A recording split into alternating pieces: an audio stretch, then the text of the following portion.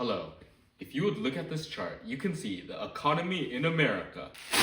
No, we can't teach it like this. The economy is so much more than pretentious people in suits pointing at graphs. Here, I'll show you.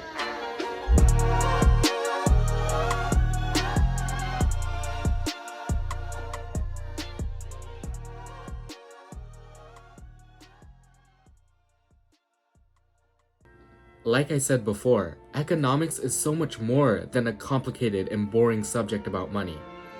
The economy is a super important factor since the beginning of civilization. It started wars. It's ended wars.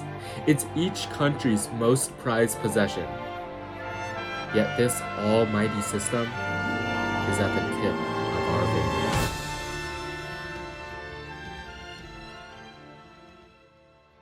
Okay, let's talk about something relatable. Something that we all have and use, and that we're using right now. Time. As humans, we only have so much time on this earth. That's why we have to allocate and decide what to do with our time. This is an example of scarcity. Scarcity is how people satisfy unlimited wants and needs with limited resources. Scarcity is a super important concept that underpins all of economics, but there's a big problem with it.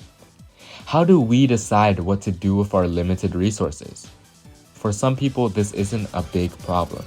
I mean, you decided to use your time to watch this video. But what if we don't know what to do with our limited resources?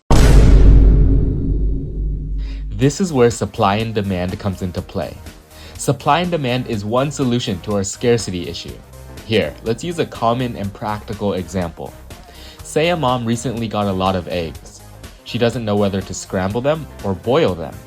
However, her children now want to eat scrambled eggs, so of course she's gonna scramble them. In this case, the children's request for scrambled eggs is the demand, and the raw eggs are the supply. This is a rudimentary example of supply and demand, but we can already see how demand is what helps us to decide what to do with scarce resources, and how this concept is applied everywhere and in our everyday lives. Without a doubt, the economy is nothing to be scared of. I mean, we saw how these concepts that are taught in schools are being employed in our everyday lives.